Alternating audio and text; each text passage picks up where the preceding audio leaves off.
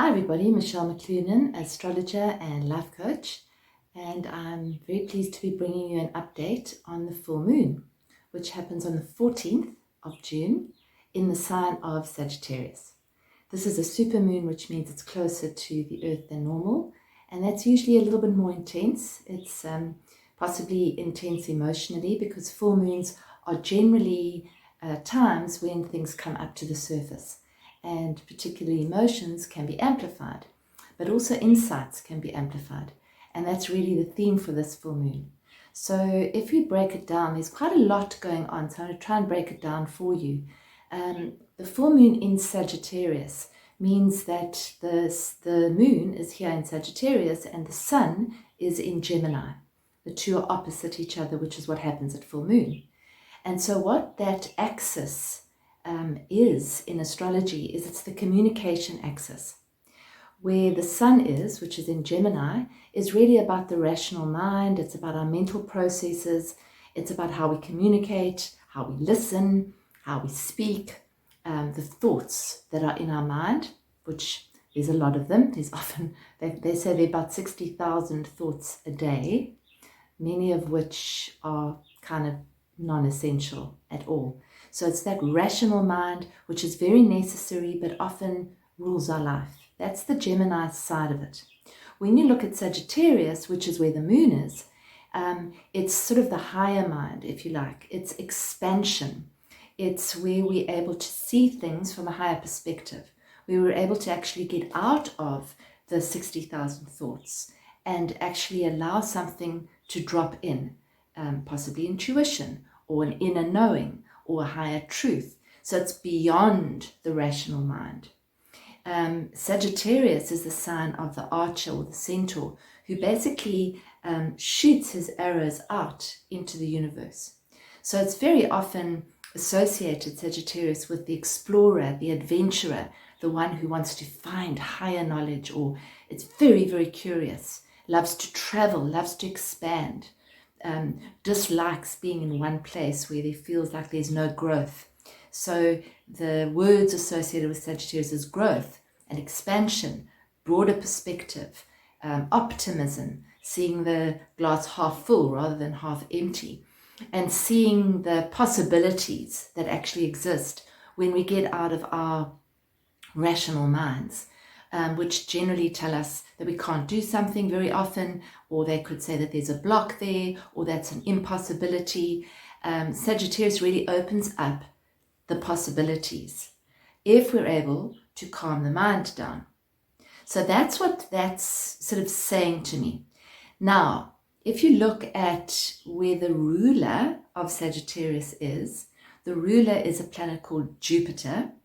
And Jupiter has entered into Aries for the first time in 12 years. So Jupiter has a 12-year cycle, and Jupiter is the planet which relates to new ideas, new endeavors, possibilities, expansion.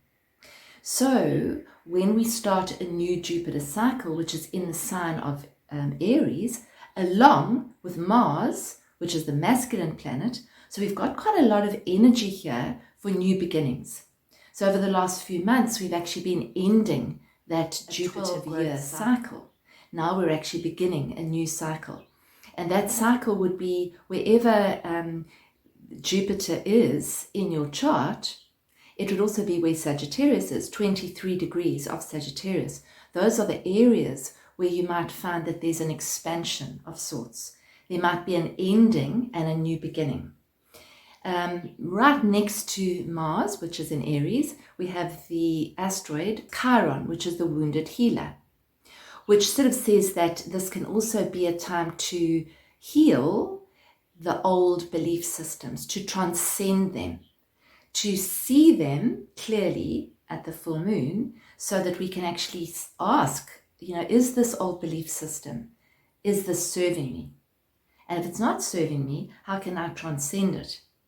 So questions to ask at this full moon is, what old belief systems have come up for me over the last few months? Because a lot of stuff has been coming up and is coming up in this full moon to see and to clear.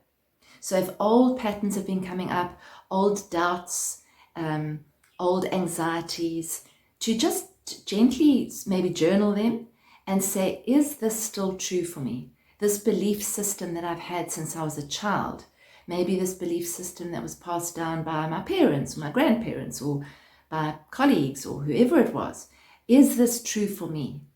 And if it's not true for me, what belief system, what thought system could work better? So instead of going into anxiety, maybe see something as an opportunity. Instead of saying something's a crisis, maybe say, this is something new that's arising in me. So that is a very, very strong energy, and there's a lot of possibility here for healing, for deep healing, particularly of those old patterns and releasing the past.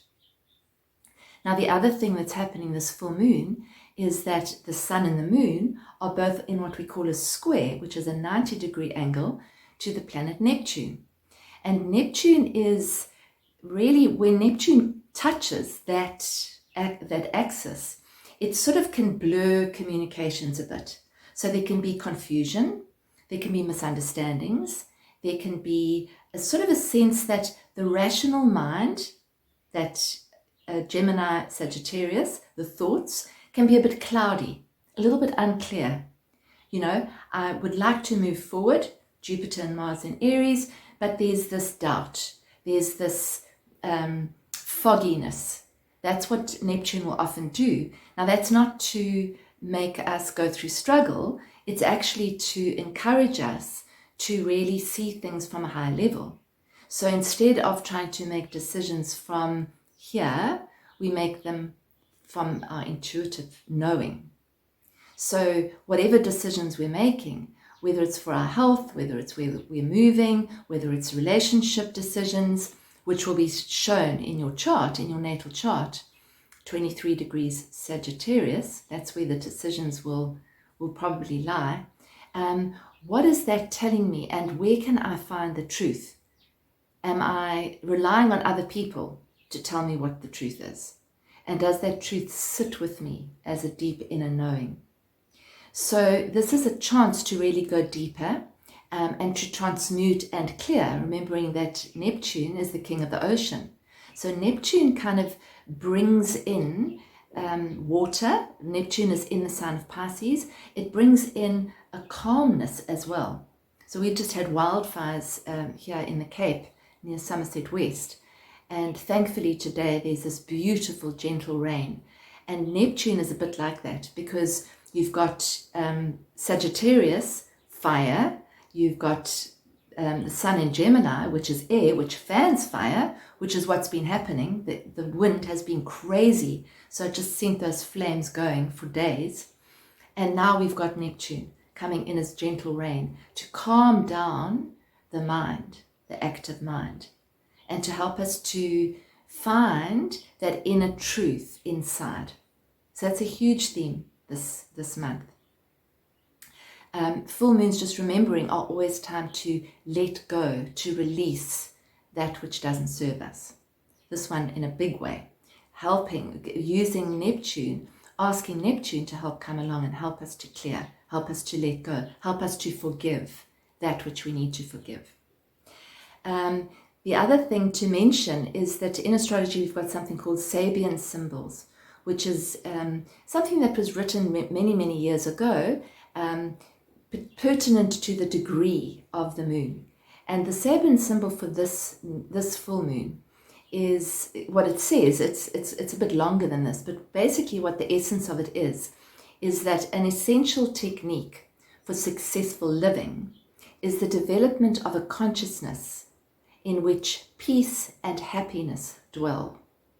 So it's kind of our choice as to whether we're going to live in a place of crisis and anxiety and limitation and doubt, or whether we're going to see it and choose to live in a place of gratitude, in a place of peace, in a place of happiness, in a place of calm, and to choose to be in the center of the storm, because there are storms obviously going on in our humanity. We're evolving as a collective and as people, as humans, as souls. So there's a lot of evolution happening. And when that happens, the old needs to die, but we need to see it. We've got to see it and say, yeah, that's an old pattern, and that isn't serving. And I feel that this full moon really is helping us to do that. It's aided and abetted, actually, by Saturn. Saturn is the teacher planet, and it's been quite sticky for the last couple of months because it's been squaring different elements in the chart, and it's been sort of 1 step forward, 5 steps back. Now, Saturn is still retrograde, so it's going back, and it's saying, what have you learned? Saturn's the teacher. What have you learned? What have you learned over the last few months? Through your challenges, through the blocks, what have you learned? What is the truth? Okay? And because it's in a favorable connection with the sun and the moon, it's helping us to possibly ground those visions, to actually move forward. If we didn't have doubts, would we move forward? What would we do if we weren't fearful of the future? How would we embrace new possibilities? That is then also borne out by Venus, which is the planet of love and money and our value systems. It rules our value systems, which is in a very positive place right now. It's actually moving through the sign of Taurus, which is where it's in its dignity, which means that Venus is very happy in Taurus. And what that also says is, what are my values now? How have they changed? And Venus is moving into an alignment with the north node of the moon, which is related to purpose, which is related to possibility, which is related to how can I best interact as a spiritual being having a human experience in the world. How can I best value this experience? So Venus in Taurus is beautiful, it's earthy, it's grounded, it helps us to manifest, and it calls upon us to say, value the human body, this temple that we've got, feed it, help it, assist it, support it, and also value Mother Earth, value nature, because that grounding energy, whenever we ground, whenever we go into nature, it's almost like a tranquilizer, because it actually brings us into sympathetic resonance with our planet. So spending time in nature is essential in these times, because what it does is it brings us into the center of the wheel. So it's almost opening up, with all these things combined, it's almost opening up a path forward for us. And so it's a positive time to set those intentions. And I found something so beautiful the other day, which is very, very apt in terms of this full moon. And it was intention, which is very related to Sagittarius. Intention, sort of setting those intentions out into the world. Intention is like drawing an arrow from the quiver of your own heart. I love that. So if we're setting intentions from here, they're going to be all over the place. There's going to be black and white and should and shouldn't and self-doubt and maybe I should, maybe I shouldn't. But if you're setting intentions from here, they are free to actually fly. I was guided to pull a card out of this beautiful deck, the Divine Feminine. Thank you, Liesl. She gifted me with these a few years ago, and they've been just incredible. And I pulled a card which I've actually never seen before, which is called Pope Joan. I had never heard of Pope Joan before, but it's very relevant. She is the pontiff of possibilities. So, I pulled this after I'd actually prepared this video. It's amazing. So Pope Joan embodies the truth. This is how the universe works, Gives us what we need. She embodies the truth, that's Sagittarius, that all things are possible, Sagittarius and Jupiter. According to popular legend, there was a female pope who reigned for 3 years in the 9th century. She was a brilliant, highly educated woman who entered the Catholic Church in Rome by cross-dressing as a man, so she could be with her lover. Intelligent and quick-witted, she rose through the ranks of the church hierarchy and was eventually elected as the Pope. 3 years into her reign, she was in procession from St. Peter's to the Lateran in a lane once known as the Via Sacra, the Sacred Way. Her true sex was dramatically revealed in the middle of the sacred way when she gave birth, surrounded by a shocked and astounded crowd. One legend says that she was killed immediately and buried on the spot where she'd given birth. Another says she lived to do penance for her deception, and her son, who became the Bishop of Ostia, had her entombed with honor in his cathedral when she died. Regardless, her name was removed from the list of popes, and all subsequent cardinals had to sit on a throne with a conspicuous hole in the middle of the seat to get a confirmation of sex before being named as the next pope. In the 13th century, Jean de Mailly wrote a chronicle that contains the first written mention of the unnamed female pope. This inspired a wildfire of interest that spread throughout Europe. To this day, the legend of Pope Joan is widely believed, especially amongst Christians. So it's an interesting story. Now, what it says when you select that card, this is where it really gets interesting. We can so easily get caught beneath the glass ceiling of what we think is possible. Think doubts, self-doubts. But the truth is that everything is possible. It's hard for us to imagine just how much the divine wants for our lives, much more than we could ever hope or think of. Pope Joan reminds us that even if we think that what we want isn't possible, it is. Or even better, there might be something our soul wants for us that will give us more than we can think to ask for. Pope Joan is a sign to trust in what you believe in yourself. Trust what's within you. Don't rely on what you see around you. Have faith. And that's that Neptune coming in to say, have faith, trust. Know that the circumstances you are currently in are transformed from within. Begin to believe in a vision of your life.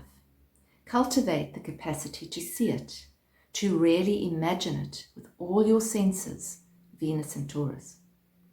And you will live into the day when it exists as the reality that now serves you. Really imagine it with all your senses, and you will live into the day when it exists as the reality that now surrounds you. So that's what we are learning at the moment in our evolution, in our where we are in human consciousness. We are realizing that we are co-creators of our reality. In the card, Pope Joan's right hand is held in the papal blessing, a Christian mudra of benediction. So the two fingers that point downwards represent Christ's dual nature as both fully human and fully divine. The human ego is limited and lives beneath a glass ceiling. Joan demonstrates to us that for the soul, the glass ceiling does not exist. Trust in what the soul knows is possible for you. This is what Joan's wry smile reminds us of. The soul voice meditation is what helps me remember that all things are still possible for me. Intention. The possibilities are limitless because the soul is limitless. Isn't that beautiful? It's a beautiful confirmation of this full moon in Sagittarius. So I think that's about it for now. Hold the space open for possibility.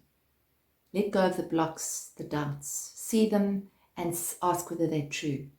And then in that moment, in this moment, just release them and open up to the possibilities that exist. I am available for readings and consultations. I've got a couple of week delay, so you can find my details below, in the box below, and give me a ring or send me an email and we can set up a session to see where these energies are playing out, particularly the Jupiter cycle, which is a new growth cycle for you. And if you like this video, please hit the subscribe button and the notification bell, and you'll be notified every time I post, which is once every 2 weeks. We have started a new course, John and I. It's just started last week, so there's still time to join. I'll put a link below for you to see. It's a 13-week course, Journey to Freedom, which is very apt for these times because this is what we're cultivating. We are cultivating this muscle, this knowingness, this inner knowing, this resilience that we need in order to keep us at the center of the wheel while the world's going ballistic. So you can have a look below, and there's still time. You need to join this week though if you would like to join us. And in July we will be dealing with the theme of nurturing in our inner space community. Have a look at the inner space community. It's a really beautiful group. We get together once every 2 weeks, so it's not a major commitment, but it's a really lovely thing to keep you aligned with what's true and what's real. So thank you for listening, thank you for watching, and here's to a beautiful, beautiful full moon for you.